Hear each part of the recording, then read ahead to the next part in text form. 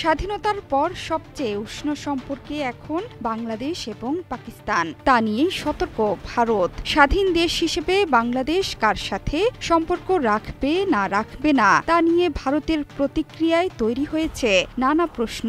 বাংলাদেশ পাকিস্তানের এই সম্পর্ক এবং এক্ষেত্রে ভারতের দৃষ্টিভঙ্গি নিয়ে একটি প্রতিবেদন প্রকাশ করেছে ব্রিটিশ সংবাদ মাধ্যম বিবিসি। ঢাকা ইসলামাবাদের মধ্যে দশকের পর দশক ধরে অস্থির সম্পর্কের পর প্রথমবারের মতো সরাসরি বাণিজ্য শুরু করে দুই দেশ। এখন যে কোনো ব্র্যান্ডের পুরাতন এসি বদলে নতুন ওয়ালটন এসিতে উপভোগ করুন 25% ছাড়। পাকিস্তান থেকে 50,000 টন চাল আমদানি করেছে ঢাকা।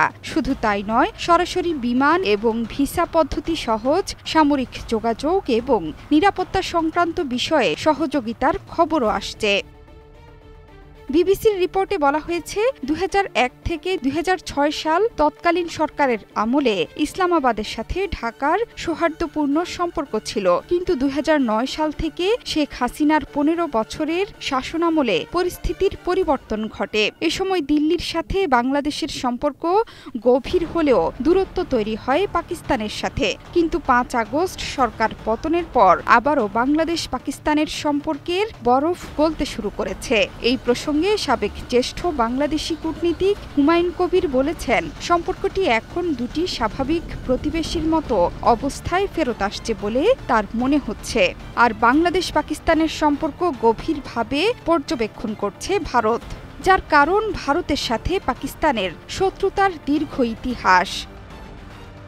শেখ হাসিনার বিদায়ের পর থেকে ঢাকা এবং দিল্লির মধ্যে সম্পর্কের অবনতি ঘটেছে। মানবতাবিরোধী অপরাধ, অর্থ পাচার এবং দুর্নীতির অভিযোগে বিচারের আওতায় আনতে তাকে বাংলাদেশে ফেরত পাঠানোর ব্যাপারে ঢাকার দাবির কোনো প্রতিক্রিয়া জানায়নি ভারত। আর এই সময়ই ঢাকা ও ইসলামাবাদের মধ্যে সম্পর্ক পুনরুজ্জীবিত করাকে একটি কৌশলগত পদক্ষেপ হিসেবে দেখছেন অনেকেই। এ প্রসঙ্গে লন্ডনের কিংস কলেজের সিনিয়র ফেলো এবং পাকিস্তানি শিক্ষাবিদ আয়েশা সিদ্দিকা বলেছেন, পাকিস্তান ও বাংলাদেশের মধ্যে বর্তমানে একটি কৌশলগত সম্পর্ক রয়েছে।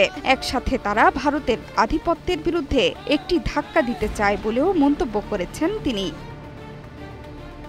বাংলাদেশের সাথে পাকিস্তানের শুধু বাণিজ্যিক সম্পর্কই নয়, এই সময়ের মধ্যে দুই দেশের মধ্যে সামরিক সম্পর্ক তৈরি হয়েছে। জানুয়ারিতে পাকিস্তানে বিরল এক সফর করেন বাংলাদেশের উচ্চ পর্যায়ের সামরিক প্রতিনিধি দল। সেখানে দেশটির প্রভাবশালী সেনাপ্রধান আসিম মুনিরের সাথে আলোচনা হয়। ফেব্রুয়ারিতে করাচি উপকূলে পাকিস্তানের আয়োজনে একটি বহুজাতিক সামুদ্রিক মহড়ায় অংশগ্রহণ করে বাংলাদেশের নৌবাহিনী। বাংলাদেশ পাকিস্তান সামরিক সম্পর্কের পুনরুজ্জীবন ভারতের জন্য একটি প্রধান নিরাপত্তা উদ্বেগ বলেও মন্তব্য করেছেন বিশেষজ্ঞরা।